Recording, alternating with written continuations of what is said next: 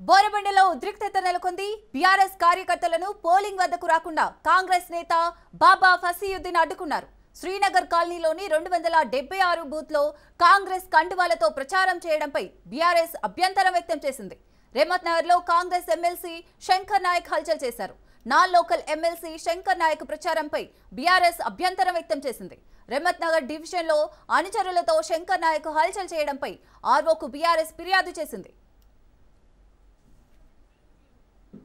Right, ఇక ఘర్షణకు సంబంధించి మరిన్ని అప్డేట్స్ సైదులు అందిస్తారు. సైదులు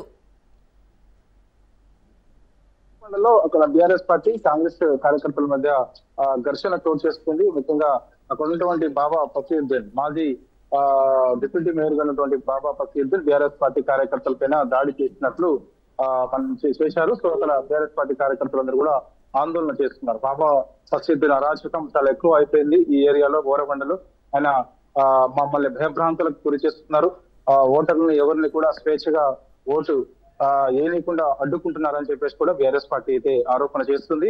సో ప్రస్తుతం అయితే అక్కడ కాంగ్రెస్ పార్టీ బీఆర్ఎస్ పార్టీ నాయకుల మధ్య జరుగుతున్నటువంటి ఘర్షణ ఏదైతే ఉందో ఆ ఘర్షణ వాతావరణాన్ని అక్కడ ఉన్నటువంటి పోలీసులు లాఠీలతో చెదరగొట్టారు. సో వారందరినీ కూడా అక్కడ నుంచి పంపించేసేస్తారు. సో ఇక ఆ పోలింగ్ కేంద్రం వద్ద సజావుగా పోలింగ్ అయితే జరుగుతుంది. ఇక రేమత్ నగర్ లో నాన్ లోకల్ ఉన్నటువంటి ఎమ్మెల్సీ శంకర్ నాయక్ ఆయన వచ్చి అక్కడ కాంగ్రెస్ పార్టీ అభ్యర్థికి మద్దతుగా ప్రచారం చేస్తున్నారు. యాక్చువల్ గా మనకి నిన్నటి నుంచి ఎవరు కూడా ఇక్కడ నాన్ లోకల్స్ ఉండకూడదు జూబ్లీ హిల్స్ నియోజకవర్గ పరిధిలో. అంటే బయట ఎక్కడైనా ఉండొచ్చు, ఏ నియోజకవర్గంలో ఉండొచ్చు, అది వేరే విషయం. కానీ జూబ్లీ హిల్స్ నియోజకవర్గంలో ఎక్కడైతే పోలింగ్ జరుగుతుందో ఆ పోలింగ్ కేంద్రాల వద్ద నాన్ లోకల్స్ ఎవరు కూడా ఉండకూడదు. ఆ పార్టీ కండవలు అంటే కాంగ్రెస్ పార్టీ కండవ కానీ, బీఆర్ఎస్ పార్టీ కండవ కానీ, బీజేపీ పార్టీ కండవ, ఇతర పార్టీ ఇలా కండవలు ఎవరైనా సరే మెడలో వేసుకొని అక్కడ నిల్చోకూడదు. కానీ ఎమ్మెల్సీ శంకర్ నాయక్ మాత్రం కాంగ్రెస్ పార్టీ కండువా మెడలో వేసుకొని అక్కడ నిల్చొని కాంగ్రెస్ పార్టీ అభ్యర్థికి ప్రచారం ఇప్పుడు కూడా చేస్తూ ఉన్నారు. పోలింగ్ ప్రారంభమైన దగ్గర నుంచి ఇప్పటి వరకు కూడా చేస్తూ ఉన్నారు రేమత్ నగర్ లో. సో అక్కడ ఎమ్మెల్సీ శంకర్ నాయక్ అక్కడ నుంచి వెళ్ళిపోవాలని బీఆర్ఎస్ పార్టీ నాయకులు కార్యకర్తలందరూ కూడా ఆందోళనకు దిగారు. నేను ఇక్కడే ఉంటాను, సో నేను లోకలే అని చెప్పేసి కూడా ఆయన బీచ్ నుంచి అక్కడే నిల్చున్నారు. సో ఈ విషయం పైన ఎన్నికల అధికారులకు కంప్లైంట్ చేశారు బీఆర్ఎస్ పార్టీకి చెందినటువంటి కార్యకర్తలు. ఎమ్మెల్సీ శంకర్ నాయక్ ని అక్కడి నుంచి పంపించేయాలని చెప్పేసి కూడా కంప్లైంట్ లో పేర్కొన్నారు. సో ఇక శంకర్ నాయక్ మాత్రం అక్కడే ఉన్నారు. సో అక్కడక్కడ కొంత ఘర్షణ వాతావరణం అయితే చోటు చేసుకుంటుంది. జూబ్లీ హిల్స్ నియోజకవర్గంలో ఉదయం 7 గంటలకు ప్రారంభమైనటువంటి పోలింగ్ అక్కడక్కడ మొత్తం 43 పోలింగ్ కేంద్రాలు ఉన్నాయి. అక్కడక్కడ ఘర్షణ వాతావరణం చోటు చేసుకుంటుంది. మిగిలిన చోట్ల సజావుగా పోలింగ్ అయితే కొనసాగుతుంది. కొన్ని చోట్ల వివిఎంలు మొరాయించాయి. సో వెంటనే టెక్నికల్ సిబ్బంది వెంటనే వాటిని క్లియర్ చేస్తున్నారు. సో అవసరమైతే వెంటనే వేరే వివిఎం ను కూడా చేంజ్ పెడుతున్నారు. అంటే టెక్నికల్ గా సమస్య ఎదురైనటువంటి వివిఎం తీసేసి మరో వివిఎం ను కూడా ఏర్పాటు వెంటనే చేస్తున్నారు. సో ప్రస్తుతం అయితే పోలింగ్ సరళి పెరిగిందని కూడా చెప్పవచ్చు. మనకి కొంత ఉదయం అంటే పోలింగ్ సరళి ఉదయం 7 గంటలకు ప్రారంభమైనప్పుడు కొంత మందకుండిగా సాగినప్పటికీ కూడా ఇప్పుడు కొంత పెరిగినట్టు కూడా చెప్తుంది. అన్ని పోలింగ్ కేంద్రాల వద్ద ఓటర్లందరూ కూడా బారులు తీరారు. సో ఓటుని తమ యొక్క ఓటుని స్వేచ్ఛగా వినియోగించుకుంటున్నారు. ఏర్పాట్లన్నీ కూడా ఎన్నికల సంఘం ఏర్పాటు చేసింది. సో ఇక గట్టి బందోబస్తు పోలింగ్ కేంద్రాల వద్ద పోలీస్ శాఖ ఆధ్వర్యంలో గట్టి బందోబస్తు కూడా ఏర్పాటు చేయడం జరిగింది. కొన్ని సమస్యాత్మక ప్రాంతాలు ఉన్నాయి కాబట్టి ఆ సమస్యాత్మక ప్రాంతాల్లో కూడా స్టేట్ పోలీస్ అదేవిధంగా సెంట్రల్ పోలీస్ బలగాలతో పోలింగ్ కేంద్రాల వద్ద నిఘా ఉంచారు. తొలిసారిగా మనకి డ్రోన్స్ ఉపయోగిస్తున్నారు. పోలింగ్ కేంద్రాల వద్ద డ్రోన్ సహాయంతో దాదాపుగా 100 మీటర్ల నుంచి 200 మీటర్ల మేర అక్కడ ఉన్నటువంటి సిచ్యువేషన్ ఏ విధంగా ఉన్నది అని చెప్పేసి డ్రోన్స్ ని ఎప్పటికప్పుడు పోలీస్ కమాండ్ కంట్రోల్ అనుసంధానం చేసి అక్కడ ఉన్నటువంటి police commissioner Sajjanar, Hyderabad city police commissioner Sajjanar ఎప్పటికప్పుడు ఆయన పర్యవేక్షిస్తున్నారు. సో పోలింగ్ కేంద్రాల వద్ద ఒకవైపు సిసి కెమెరాల ఏర్పాటు, మరోవైపు డ్రోన్ సహాయంతో దాదాపుగా 100 నుంచి 200 మీటర్ల పరిధిలో అక్కడ ఉన్నటువంటి సిచ్యువేషన్ ఏ విధంగా ఉందని దానిపైన కూడా నిఘా పెట్టారు. సో ఇక అభ్యర్థులకు సంబంధించినటువంటి వివిఎంల దగ్గర కూడా కలర్ ఫోటో పెట్టారు. సో ఓటర్లు తమ యొక్క ఓటర్కు స్వేచ్ఛగా వినియోగించుకోవాలి. దాని తర్వాత ఇక లోపలికి వెళ్ళిన తర్వాత ఎటువంటి ఇబ్బందులు లేకుండా కూడా అభ్యర్థి ఎవరు ఏంటి ఆ ఫోటో, దాని తర్వాత వివిప్యాట్, ముఖ్యంగా మనం 7 సెకండ్ల పాటు ఆ వివిప్యాట్ మన ఓటు ఎవరికి వేసాం ఏంటి అనేది కూడా డిస్ప్లేలో కనిపిస్తుంది. వివిప్యాట్ స్లిప్ తీసుకోనికి లేదు, కానీ మనం ఓటు వేసినటువంటి అభ్యర్థికి మాత్రం ఏ పార్టీకి వేసాము ఏంటి అనేది కూడా అక్కడ క్లియర్ గా కనిపిస్తుంది. సో అది మాత్రం ఓకే. సో ఓటర్లందరూ కూడా ప్రశాంతంగా ఓటు హక్కు వినియోగించుకుంటున్నారు. సో మనకి సమయం దాదాపుగా మనకి 8:40 కావస్తుంది కాబట్టి సో పోలింగ్ శాతం ఇప్పుడిప్పుడే అంటే పోలింగ్ సరళి ఇప్పుడిప్పుడే పెరిగింది. సో జూబ్లీ హిల్స్ నియోజకవర్గ ఉప ఎన్నికల్లో పోలింగ్ సరళి ఇప్పుడిప్పుడే పెరిగింది.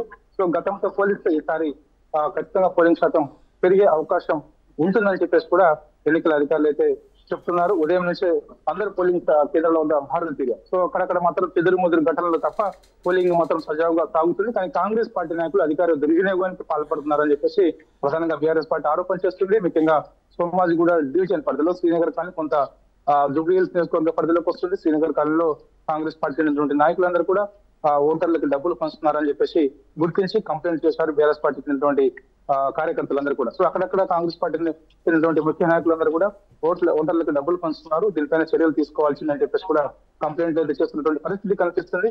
సో ప్రలోభ పెడుతున్నారు, మెడలో కండలు వేసుకుంటున్నారు, సో ఓటర్లను ప్రలోభ పెడుతున్నారు, అధికార దుర్వినియోగానికి కాంగ్రెస్ పార్టీ పాల్పడుతుందని చెప్పేసి కూడా ప్రధానంగా బీఆర్ఎస్ పార్టీ అయితే ఆరోపణ చేస్తుంది. సో బోరబండలో మాత్రం పరిస్థితి ఇప్పుడు అక్కడ సద్దుమణిగింది. సో వెంటనే అక్కడ ఉన్నటువంటి కొందరు కాంగ్రెస్ పార్టీ నాయకులు బాబా ఫసీద్దీన్ కానీ మిగిలిన కొందరు నాయకులందరినీ కూడా అక్కడ నుంచి పంపించేసేశారు. బీఆర్ఎస్ పార్టీ నాయకులందరినీ కూడా అక్కడ నుంచి పంపించేసేశారు. ఎందుకంటే బాబా ఫసీద్దీన్ ఓటర్లను ప్రవర్తిస్తున్నారని చెప్పేసి ప్రధాన ఆరోపణ.